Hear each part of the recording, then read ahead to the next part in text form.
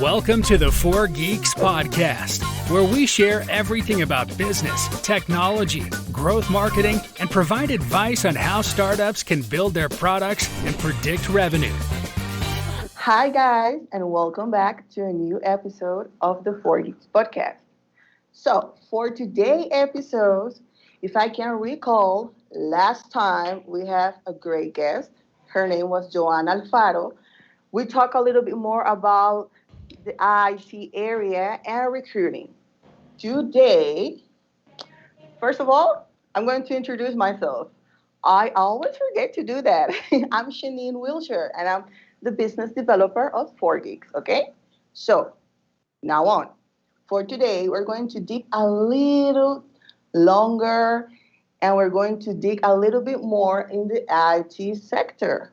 But this time, our focus is going to be on DevOps. Okay, so we have a great guest, and we're going to play the Guess Who game once again. I have to read a little bit because he has such a long resume and is so outstanding that I kind of want to do some justice, okay? So, first of all, today we have a cloud native technology expert. His experience range from startups to Fortune 500. He has worked with teams in over 10 different countries. Can you even imagine that? That's very outstanding. He's extremely passionate about technology, and just at the tender age of 13 years old, he founded the second BBS in Costa Rica.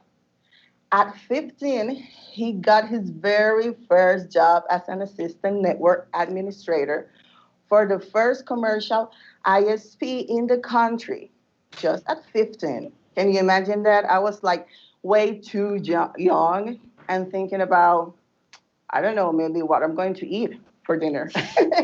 And he was already working. And at 20, he became the IT director for one of the first co-location facilities in the region, our region, in Costa Rica, in Central America. He's a cloud enthusiast. That's why we have him here, and we are extremely honored to have this amazing man, this amazing expert, father of 3 beautiful kids, a great husband. Not mine, by the way, not mine, but he's a great husband. And I'm glad to introduce Leonardo Murillo. Hi, Leonardo. How are you doing today? Thank you very much for having me, and I'm having a great time. Thank you for having me here. This is great. I'm sure we're going to have a lot of fun.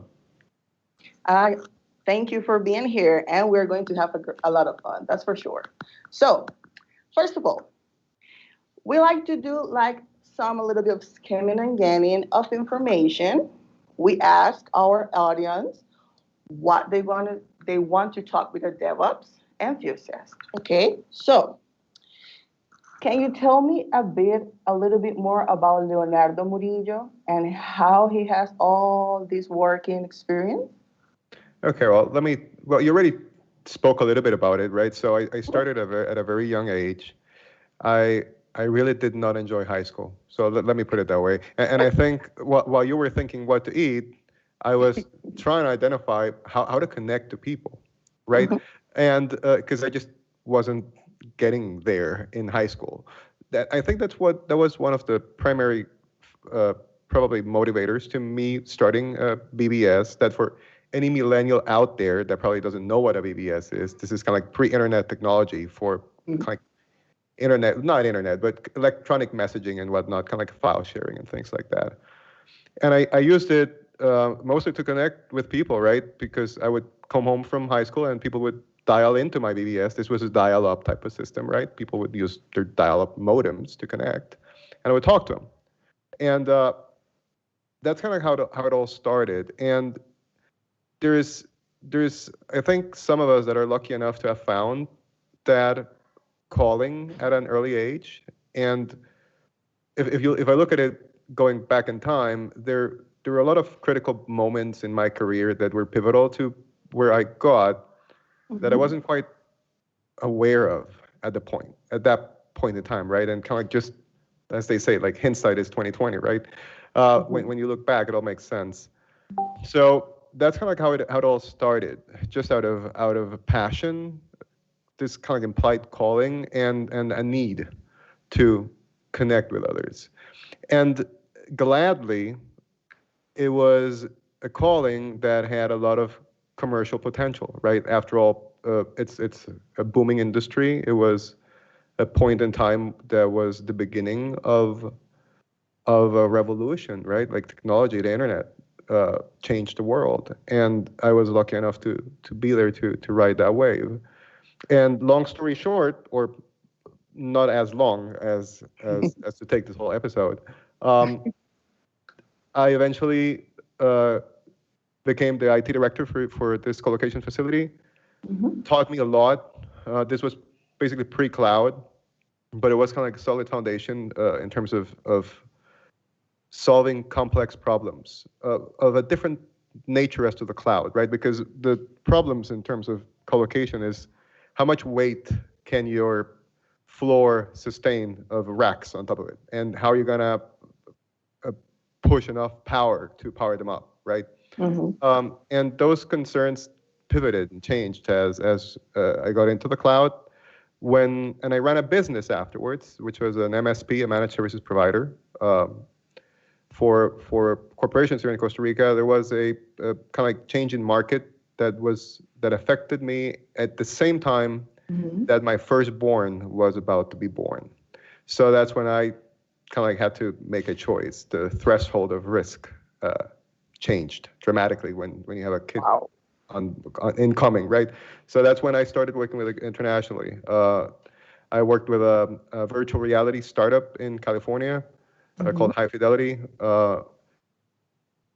With them for I was part of the founding team, and about 6 years into the project, I decided to change course. And that's when I started working with a Colorado-based company where I became CTO. My latest, I'm still CTO at this company called Qwinix. And my latest initiative, I've always been sort of an entrepreneur as well, is a consulting firm called Cloud Native Architects, which is basically doing, I'm not kind of like, I'm going to be running this in parallel with my other role in Qwinix. And it's basically enabling organizations to empower their teams to innovate and create using the power of cloud native. So in 2 minutes or more, that's a little bit of my history. Wow, that's such a good summary, actually. Thank you for sharing that with us. For those who are just listening to us and are not looking at the video right now, I was nodding all this time with my head, actually, because I didn't want to interrupt. It was a good journey. And being able to be a dad, having your firstborn, and still having this drive and this energy to keep on working and going forward and start being more active and proactive at the same time, it's amazing. I think it's part of anybody. Every single entrepreneur has their own story. So this is part of yours. Thanks for that. And going in the same path of conversation, for those that we are not actually burying to the digital world, because as you may know, all of you guys, I'm in the commercial part. I'm the business part. So I'm a marketing major. I'm doing my best to know a little bit more about IT, software development, and everything, because I'm working on a consultant firm of software development. But for those who can be a little bit like myself and a little bit more curious about it, can you give us, Leo, please, can you give us like a little insight or introduction of DevOps? Certainly. And actually, now that you talk about how you're not in IT, I think that's a very good segue into what DevOps is all about. Because the origins of DevOps began or arose at a point in time where the processes and patterns that were used to build technology had been created following patterns used for other types of projects. And technology software development is very unique in its nature. It's like solving puzzles. You're always creating and solving unique situations, right? So before DevOps, and just to make sure that everybody kind of like is on the same level here, DevOps comes from, is basically the joining of dev from development and ops from operations. Developers were building software and they were writing code. And they were running that code in their own workstations and they were running that code in their own environments. And when they considered the code ready for deployment, in other words, ready to make it available to users or to testers or to others, exposing it to others, which usually happened after a long process of requirements gathering and design and attempting to identify with nitty-gritty detail everything that piece of software should do. So months, sometimes years after that started, they would deliver that to some environment so that it would be available for others. And then they handed it over to operation. So dev wrote it, finished it according to what they considered was finished based on this huge body of requirements, and threw it over the fence to operations. And then operations had to come and figure out a way to run it, and to run it in a stable fashion and in a scalable fashion, in an environment that was completely different from the environment where it was built, because it was tested and built in the local machines of all these developers, right? And that produced multiple frictions. On the one hand, there was, of course, the friction of operations not wanting to release or deliver new changes because it was very painful. It was very risky.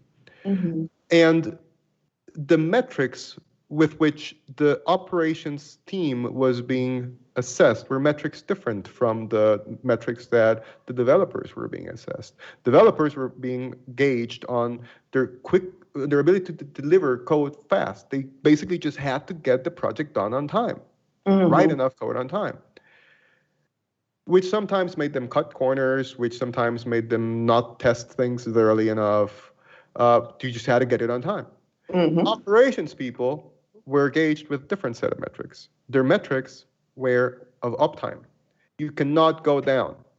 Your application has to be running all the time. Those two metrics, of course, it doesn't surprise anybody, collide, right? When I have somebody doing something really fast and sometimes cutting corners, and somebody else that's supposed to run that saying my stuff cannot go down, they're not gonna get along really well. They're gonna persist one another. And basically what the cause was, development was saying operations they don't want to deliver what I wrote quickly enough. And they're always putting blockades and defining boundaries as to what I can or can't do. And operations saying, I don't want to deploy this because every time I deploy something, everything goes down.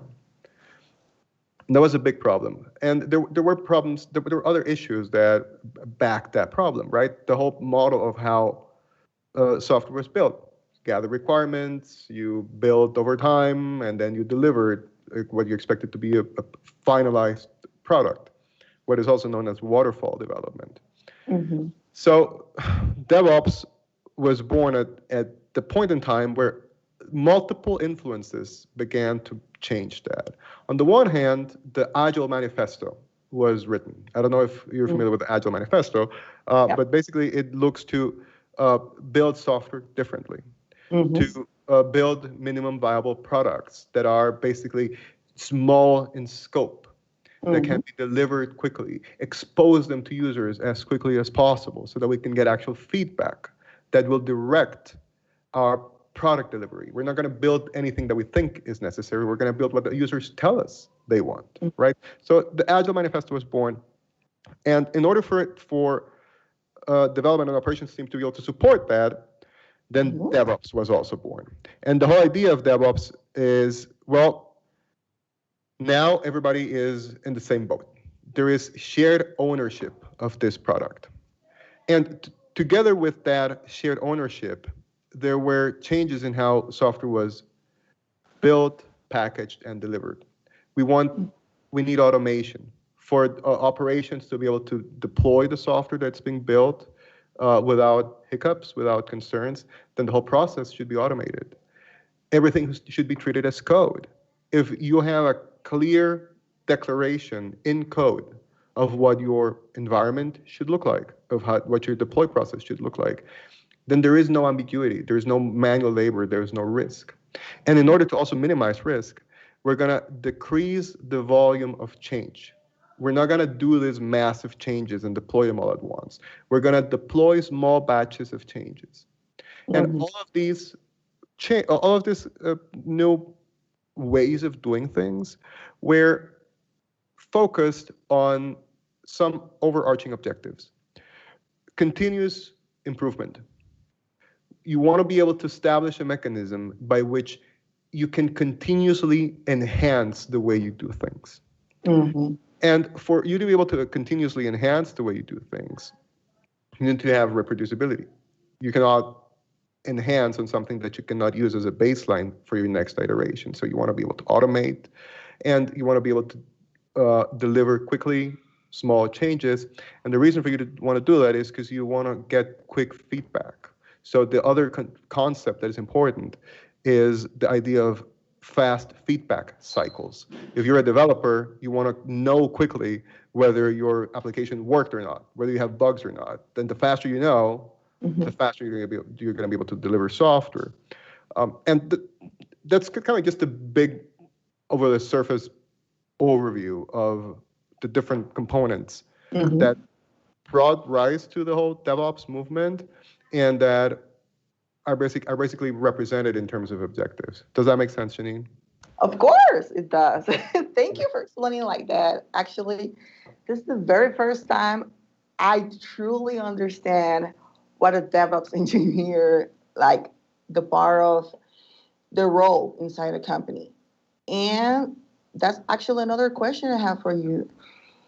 Going in the same line, I was thinking when you were talking about and explaining us what a DevOps main role or main functionality is, what would be the difference, the main difference, or what do you believe is the main difference between a software engineer and a DevOps engineer, and why it is so important to have them both inside a company? Because sometimes a CTO actually is actively looking for DevOps to be inside their team, their software development team, but sometimes the CEO doesn't understand that point of view and will think actually like, why do you need a DevOps? A software engineer can do it. You can teach them. They can go over there, and we don't need to have to go through those expenses. So I would like to know your point of view in this matter of fact, and I don't know, like try to debunk some theories. Okay. Well, now you're going into religious territory, Janine, because this is kind of this is kind of an interesting question. So, first of all, I think there has been a fundamental misconception as to what this joint ownership and cross-functionality of teams really is all about. I think some people have mistakenly understood that cross-functional teams and joint responsibility means everybody's supposed to know everything. So all of a sudden, the developer needs to know infrastructure as code, and the operations guy that used to do networking in his previous life, all of a sudden now needs to know how to write code. That is a fundamentally wrong position to have. The skills and the domains of expertise that are involved in the delivery of technology are varied, and there is room for specializing, for people to have specific areas of expertise. So there will be a need for security personnel, those that are very much familiar with how security works and the different patterns and paradigms and how to secure software. There is going to be the need for operations people and SREs, site reliability engineers, that understand observability, that eventually can do chaos engineering. And that's a whole different area of expertise. And there is a room for, of course, software engineers and developers and solutions architects and QA and all sorts of different skills. So it doesn't mean when you say, I'm going to do DevOps, it doesn't mean now all of a sudden everybody's supposed to know everything. Or, which is another misconception, now we're not going to need some of these people. Now we're not going to need operations. That's incorrect. Now we're not going to need QA because we're doing unit testing and we have continuous integration. So all of a sudden QA is not necessary. That is fundamentally wrong. There is a reason for all those different domains of expertise to be present, and nobody will know everything. So that's my answer to your CEO that doesn't get it. That's the reason you need to have all these different roles. That's the reason you have a CEO and a CFO and a CTO, because there's different areas of expertise. Now, in terms of the DevOps role itself, I think there's also a certain level of misconception as to what the DevOps role is all about. And I think this is a matter of semantics. So the problem with DevOps is that it has a name, which is DevOps. And that constrains its concept in the minds of people. It's all about dev and ops. That's not quite right? DevOps is a model of building technology of joint responsibility where security has a role. So for instance, now you hear DevSecOps, where, or SecDevOps, that a lot of people would argue there isn't such a thing as DevSecOps because security should have always been there. And matter of fact is, if you just continue adding the first 3 letters of every word that should be incorporated in the life cycle of technology, you're going to have DevSec, QA, etc., cloud, etc., ops. It doesn't make any sense, right? Because DevOps is not something associated to any one given skill.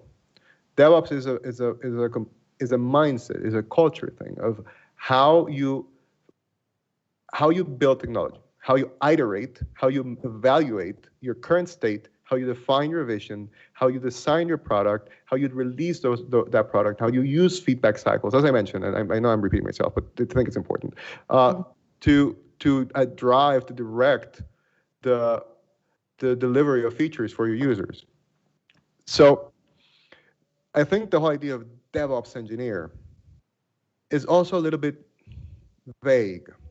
And usually when you think about DevOps engineer, you're thinking maybe about an automation engineer, somebody that knows how to do or continuous integration, continuous delivery type of person that is going to be able to build your pipelines, that is going to be able to automate your processes, that is going to be able to establish mechanisms of fast feedback, that is going to support your engineers in replicating environments in their local development setup.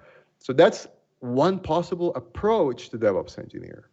There's other approaches to DevOps engineer where you're thinking more in the context of a cloud infrastructure engineer. When you're looking for somebody to write infrastructure as code and you want them to be able to spin up or down resources in the cloud, and you want them to work in that context. So in a nutshell, I think there, again, and just to summarize, there is a purpose and a place for all these different roles. And there is a purpose for the DevOps engineer role. But for that purpose to be materialized, it has to be well defined, because DevOps engineer may mean many things, as I was just saying, right? It may mean automation, it may mean CI/CD, etc. And I guess just to kind of like finish this rant, the most important thing is that DevOps is an organizational change. DevOps is a culture and mindset. What should I call it? Model. And as much as it may start with technology, because a lot of times, as a matter of fact, in this this book that I really recommend everybody to read, it's called Accelerate. And Accelerate, there's evidence that demonstrates that the implementation of practices such as CI/CD, for instance, continuous integration, continuous delivery, within an organization will promote the cultural change. So you can actually produce culture change through the implementation of these technologies. That's fair enough, and that's true. Mm-hmm. But for real DevOps adoption, it's not just about technology. This concept of shared ownership goes to the CEO and to the CTO and to the product owners and to the program managers and to the project managers. And everywhere in the organization, you have to change how you operate for real DevOps adoption, for real DevOps maturity. And yes, the DevOps engineer is going to be there to support certain aspects of the actual implementation of components of technology that are going to enable and facilitate that transformation. But they alone cannot do it. They need all sorts of other support. Wow. Wow. Yeah, that's true. Wow. That's not just a little rant you just gave us. Actually, you educate us. So thank you for that once again. And parting from that, you just told us it's a very important aspect because when you go through the internet and try to understand a little bit more about this new thing that's actually not new at all. It's been here since 2009 and even before, actually. But nowadays, you just use this word, culture. It's an organizational culture. I would like you to, can you actually go a little bit deeper in that concept? Because usually we enclose DevOps as just for an engineer that has to do this, and that. This is your task. You should use AWS. You should manage cloud technology. You should manage this and that, and that's it. But when a culture organization wants to go from, I don't know, how you say this, traditional development, and wants to do this transition to actually having a DevOps culture inside the company, and each single task, each single product development and digital product that they'll deliver, how do they actually can do that transition? How they will manage to handle it and to make it last longer? Can you give him some advice or anything? Mm-hmm. Okay, let me talk about it because I think you mentioned a few things. So one of the things that you mentioned was culture, right? Mm-hmm. How DevOps is about culture, and then you also mentioned something interesting for cloud, for instance. You don't need the cloud to do DevOps. Mm-hmm. Some would even argue you don't need Agile to do DevOps. It is about culture. Mm-hmm. There are some components. So a lot of the DevOps movement is influenced by some other patterns, such as, for instance, Toyota has there's a lot of knowledge in terms of how to run a factory, for instance, coming from Toyota. Out of Toyota, there is the lean framework. I'm going to call it framework. And in lean, there's patterns to follow, such as kata, for example. These are all concepts that for anybody of you audience that are interested in learning more, these are important things to really understand what DevOps is all about. All right, because I think it's kind of like this Pandora's box that everybody thinks it's all about CI/CD, and then all of a sudden, like, whoop, there's a lot more. So if you think of kata, for example, it's a way in which you approach the creative process, and a way in which you approach the production of value through technology. So, for instance, kata, and I'm going to very briefly summarize some of its tenets. You usually start by defining your goal, your vision. Okay, so you actually take time to define where you want to go. Then you take time to identify what is your current state, because there is going to be a gap between where you want to be and where you currently are. And then you identify what is the next logical step that you can execute from your current state towards the desired state. And then you execute and measure and review. Mm-hmm. This is a culture, this is a process that is embedded in the culture organization. The fact of taking time to mindfully define your target is invaluable. The mindful awareness of your current state is invaluable. And this process of continuous improvement, it's nothing to do with technology. You could apply this same process everywhere, in your finances, in your talent acquisition. What type of people do we want to get? What are our current means? What is the next logical step? Let's execute and iterate. Small changes, quick feedback. Mm-hmm. So this is about culture. Now, for that to be able to succeed,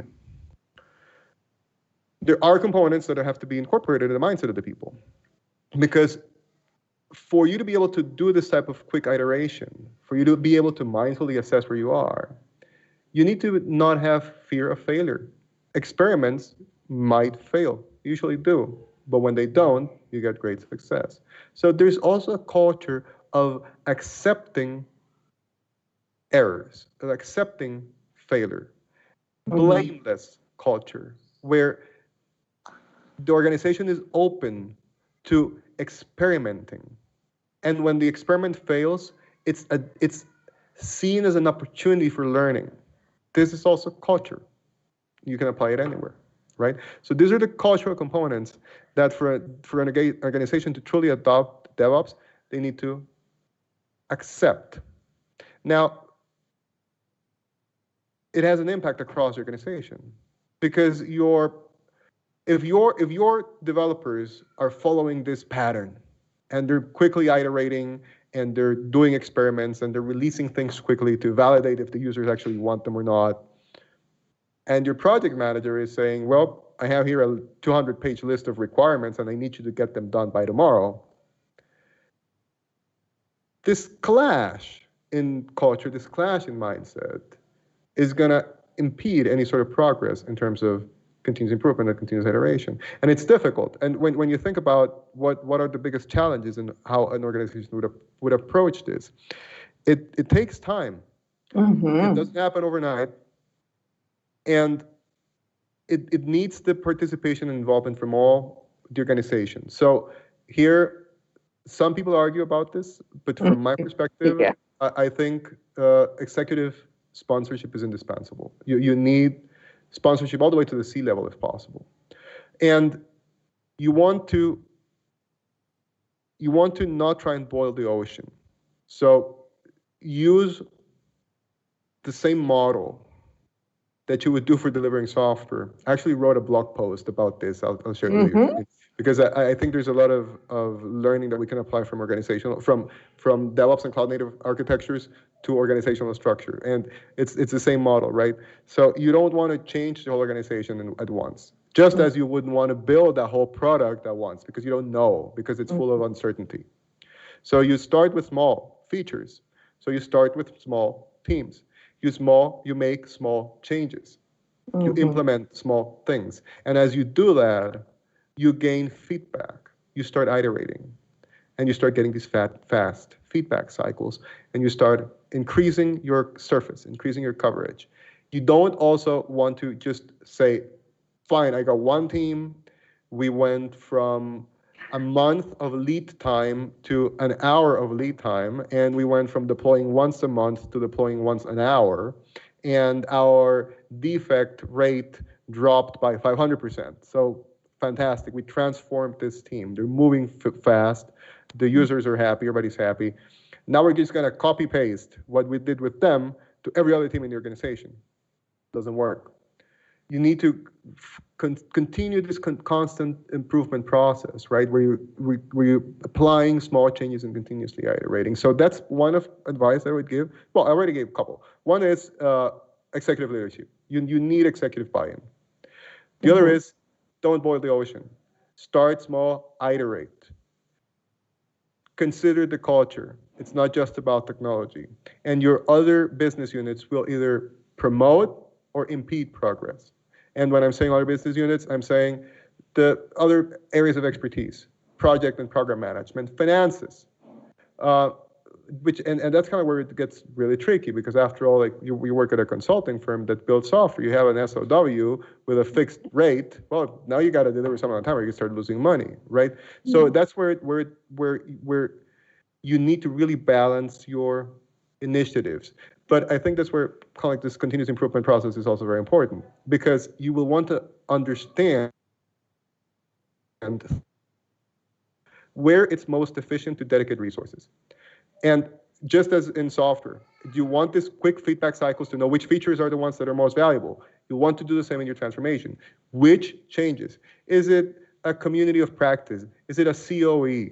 Is it training, skill up? What is it that is going to make more impact right now? Try it out, get feedback, reevaluate, do something else, or do the same broader. It's kind of like some advice. What do you think? What do I think?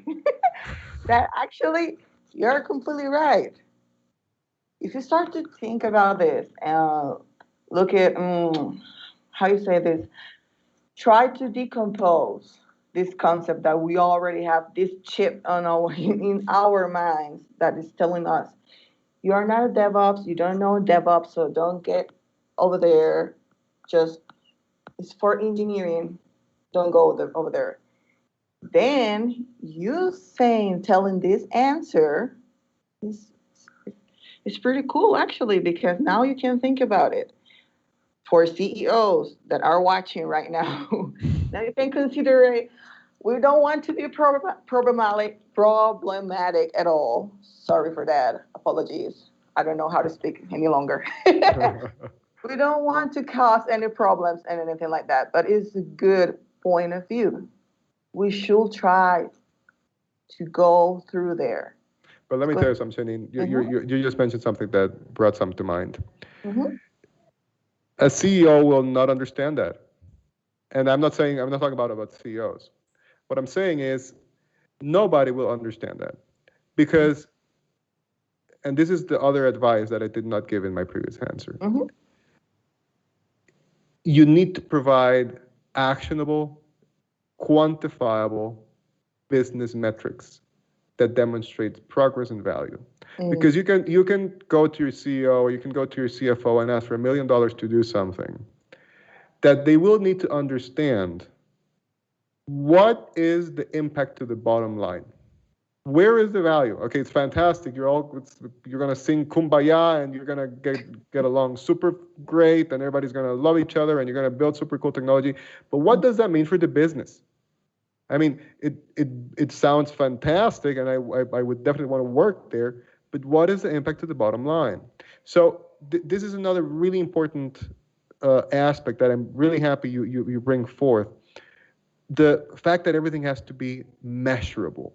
If you cannot measure where you are, and if you cannot measure your progress, and if you cannot quantify the impact of what you're doing to your executives, you have a hard battle to fight, because you're speaking different languages. Because after all, no matter how cool and wonderful it sounds, the language that the business understands is a business language.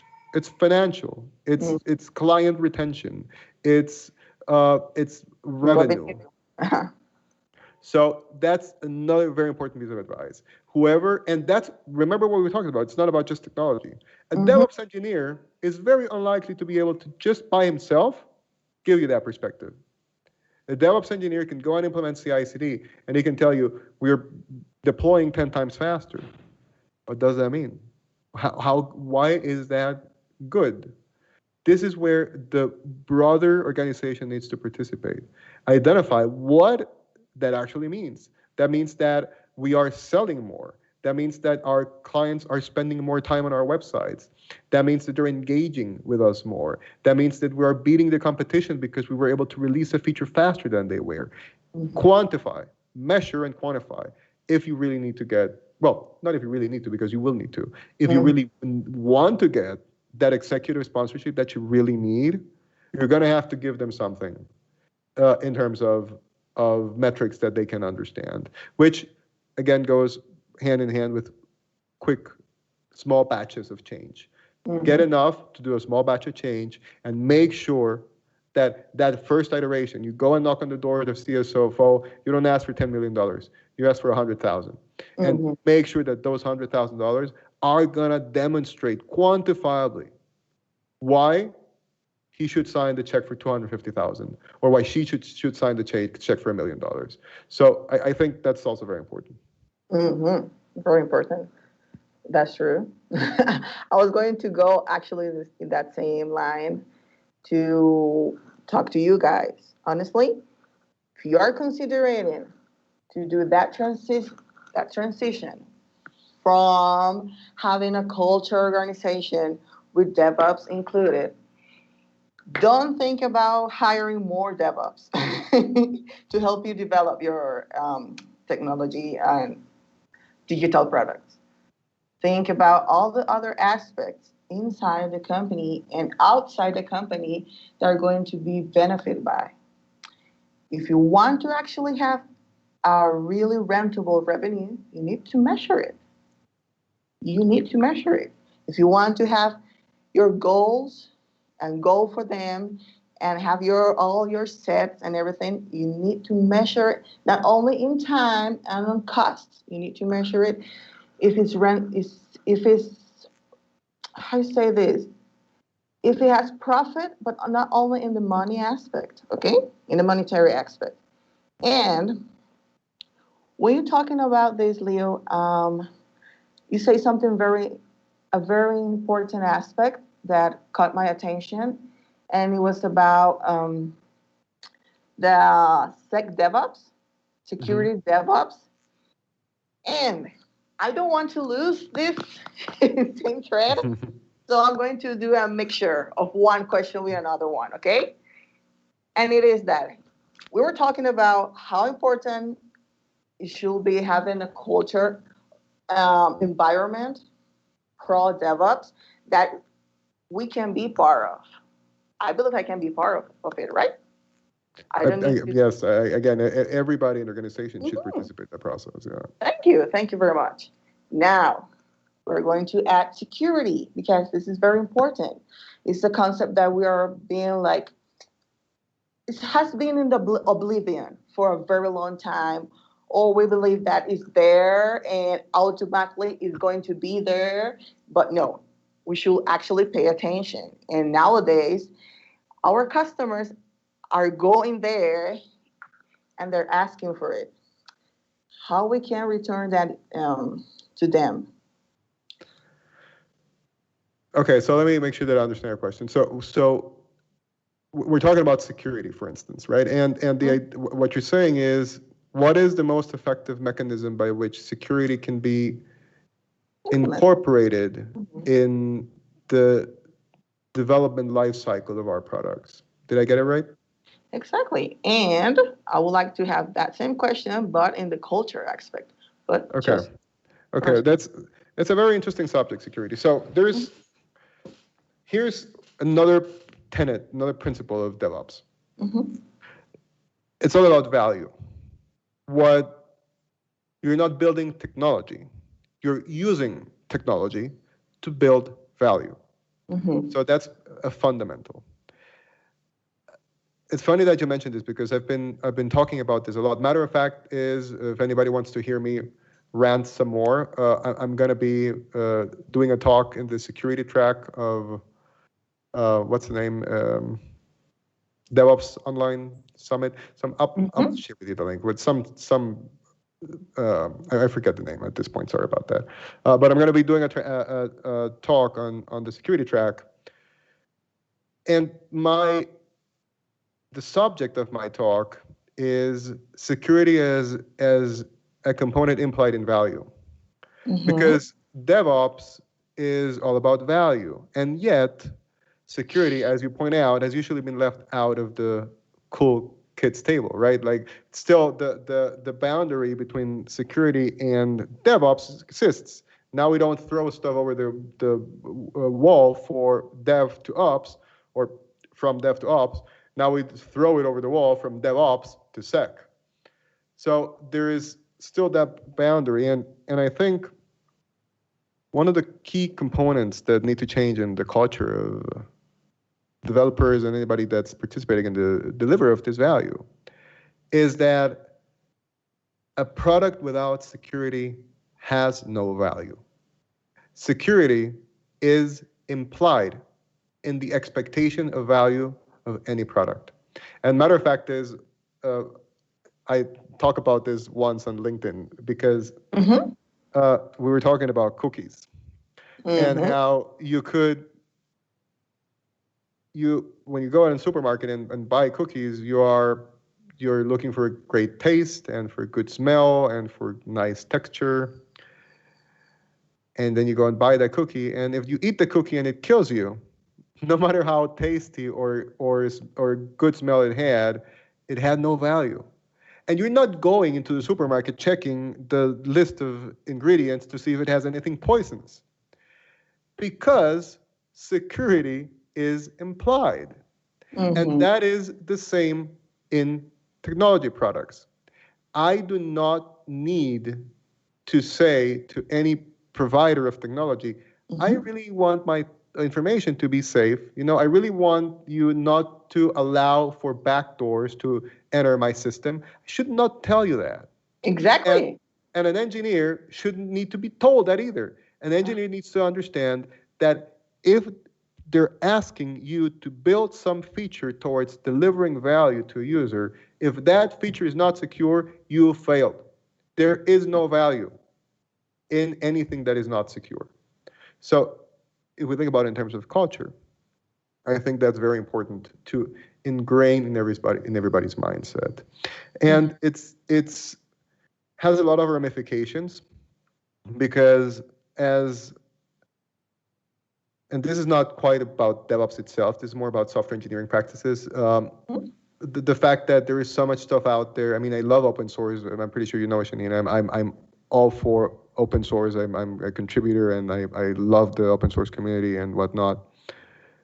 But there's so much out there, readily available, that I think there is a risk of software engineers becoming lazy, in a sense, in which they're not really evaluating what they're using. They're kind of like just puzzling together a tool from code written by a million other people that they haven't even taken the opportunity to read what it is that they're going into the code base. So here's another component where DevSecOps comes into play. Part of the whole concept of DevOps with security incorporated is the whole idea of automation, right? The supply chain of your software, where your different components are coming from, how they're being put together, and how they're being delivered to an eventual environment.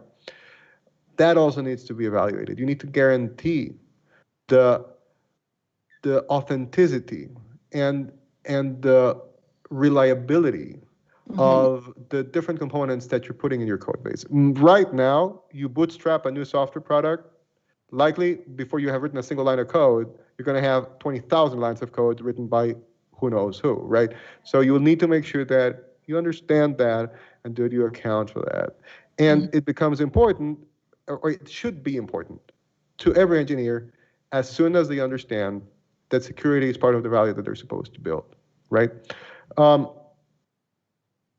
I think that kind of like addresses a little bit what you said, right? Yeah. What else did you ask me? So it was about how to bring it to the product. So I think it's automation. The whole idea of DevSecOps is, I'm pretty sure you've heard the concept of kind of like shift to create a left. I agree with shift to create a left, but I don't think it's a matter of shift. I think it's a matter of extend security left, because it's not just an issue of taking what I have running in my environment and putting it closer to the developer. No, it's actually integrating security as a component throughout the life cycle of the product. So there are different aspects that you will want to secure and audit and validate close, even before you start writing code. When you design your features, you want to model your threats. You want to understand the different possible vertices of vulnerability. Then you start writing code, and then you are responsible about the supply chain. You are responsible for what you're bringing into your solution. You then test. You then package securely. You secure your CI/CD pipelines. So it has to be present in every different step of the delivery life cycle. And you need to, of course, do runtime validation, which again goes in line with the whole idea of you're measuring what's happening in production. Fantastic. What are you seeing in terms of security? Do you have runtime threat detection? In terms of education, how are you skilling people up? And then again, this goes back to one of the things that we talked about earlier. It's not that all of a sudden your software engineers are security engineers. There is room for security engineers. And they should be involved throughout the life cycle, not when things are deployed to production. They should be present every time. And the barriers of resistance that existed between devs and ops in the past, for instance. I think we need to also work towards remediating those frictions that may occur. And I think just to close up this subject, there's a lot to talk about in terms of security.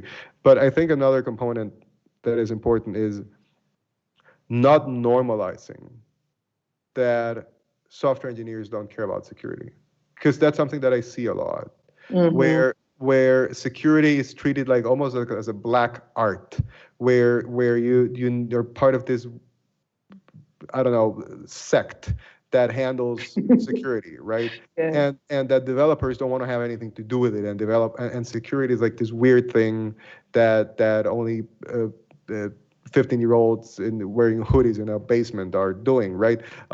It's not that, and it needs to be not normalized. It's too often that we see, developers don't want to have anything to do with security. That's not right. We should not treat it as if it were just okay. You know what I'm saying? I understand what you're saying. That's true. That's super true. So, about that same topic, what do you believe will be how you say it, the challenges to overcome if we actually start to implement security from the very beginning, not just only in the last time that we all run in and, oh my God, it's not working. Oh, what have to do? The framework. Oh, no, the firewall. And just what will be some challenges that we have to overcome to do it from the very first beginning? I think a big challenge is going to be for the project manager involved in that transformation. Because after all, I think there is a big blind spot in terms of technical debt associated to security. Technical debt is already a problem in projects. And it's already something that project managers and scrum masters and program managers have to struggle to manage, right?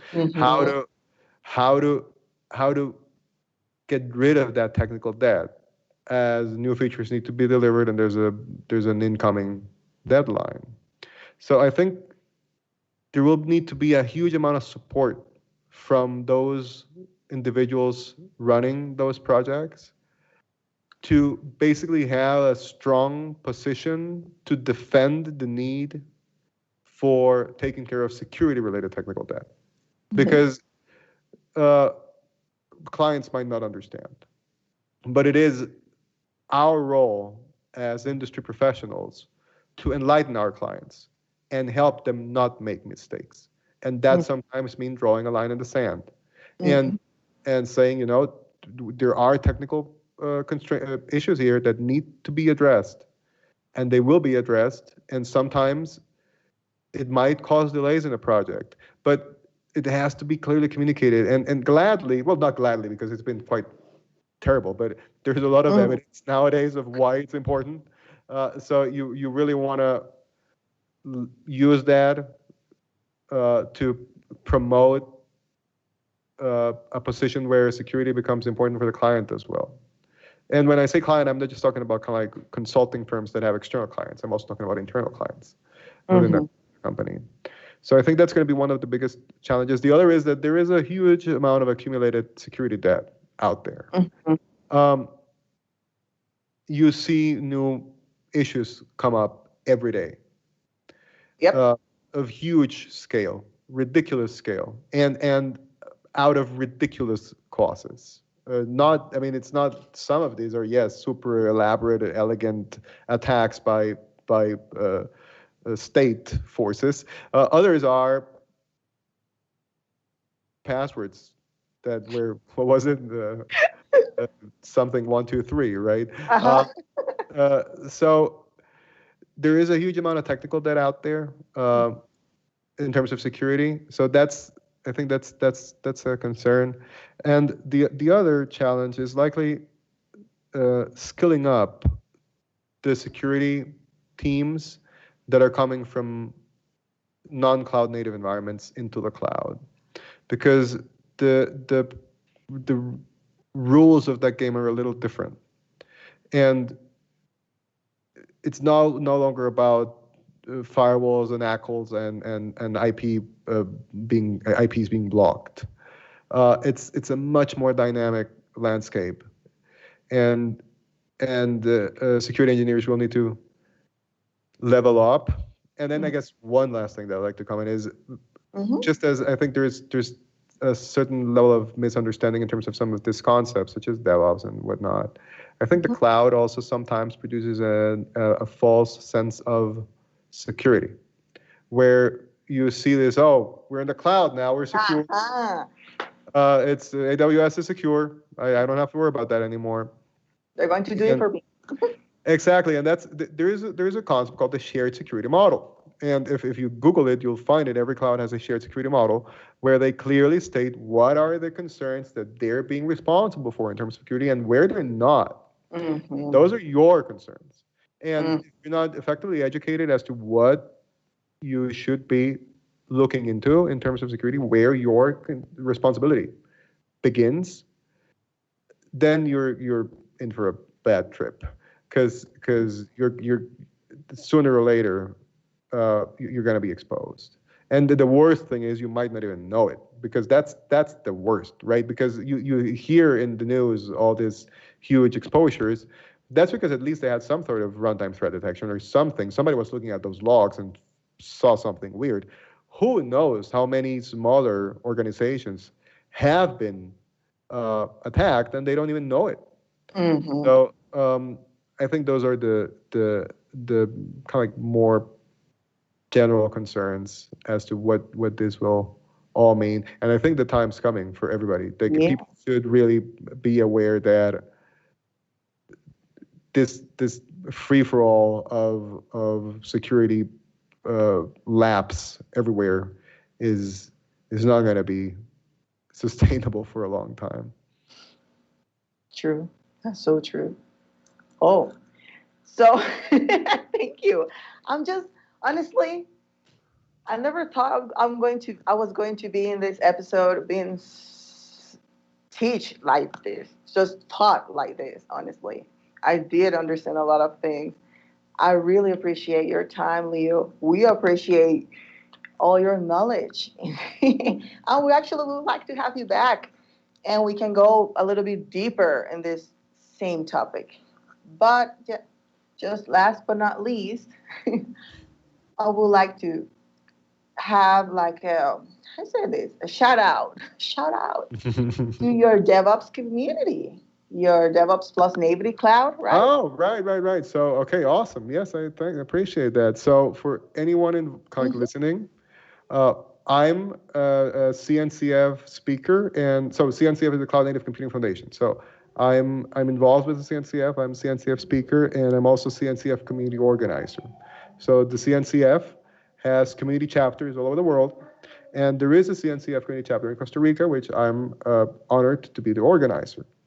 So if you go to community.cncf.io/Costa-Rica or community.cncf.io and look up Costa Rica, you'll find us. We organize events every month least a couple of events. We do run workshops. We have community meetings. We have a Slack workspace where we can talk about cloud native and DevOps.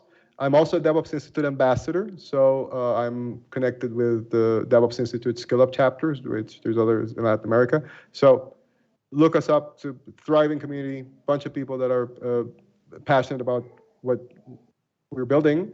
Mm-hmm. So community.cncf.io/Costa-Rica, and you can join us, and also look us up in meetup.com, and we'd love to have you as part of the community. Thank you, Leo. And do you have a last advice or phrase you want to share with the audience beyond all what you have shared before today? Let's see. Okay, so let me see what is going to be the wrap up of this show. I think it's a time of opportunity. I think the pandemic and this whole all remote world and digital everything in our lives is that point in time where a lot of the ideas that we had as children in terms of science fiction might start to come up, and we are the ones that are going to be building that. So it is an exciting time to be alive. It is an exciting time to be in this industry, and I encourage everybody. So I started with 13 years old. Mm-hmm. There are no limits to participating. So if you're passionate about this, reach out to people, reach out to me, reach out to others. Mm-hmm. It's a wonderful community. I love to teach. I love to mentor. So reach out, and I think technology is a means to a better world if we make it happen. Thank you very much, Leo. Thank you for being here with us. Thank you for sharing all your knowledge, honestly, and teaching us today, because I felt I was in the class, but not in those boring classes from now that we are doing a virtual live. I felt like I truly understand. You truly talk to us with a very friendly approachment, and we truly appreciate that. So that's all for today, guys. Don't forget to tune back in next Friday, and see you then. Bye. That's all for today. Thank you all for joining us. For more ideas on how to grow your business with marketing and technology on your side, or a recap of our latest episodes, feel free to check out our 4Geeks global social media. If you need additional help to bring out the best in your business, don't be shy and get in touch with us at 4geeks.io/contact. See you soon with a new episode.